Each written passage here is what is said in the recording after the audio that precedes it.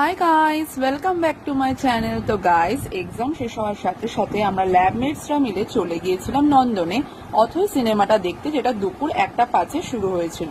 Cinema দেখে কিছুক্ষণ মজা করে বিকেল 4টে নাগাদ আমরা নন্দন থেকে বেরিয়ে আসলাম।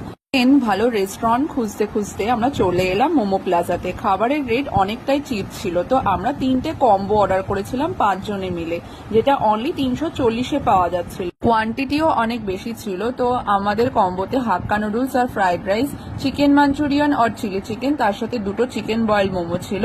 তো আমার মিক্স ফ্রাইড রাইসের থেকেও হাক্কা নুডলসটা খেতে বেশি ভালো লেগেছিল। চিকেন মাঞ্চুরিয়ান, চিলি চিকেন আর বয়েল মোমোটা ঠিকঠাক ছিল। বাইরে তখন অঝরে বৃষ্টি পড়ছিল, তার সাথে চাইনিজ খাবার অসাধারণ লাগছিল। দেন আমরা বাস্কিন রবিন্সে ঢুকলাম ডেজার্টের জন্য। আমি অর্ডার করেছিলাম রেগুলার সাইজ পিঙ্ক বেরি স্ট্রবেরি আইসক্রিম, এটা মাত্র 141 টাকা ছিল। আপনারা চাইলে কাপেও খেতে পারেন। Thanks for watching.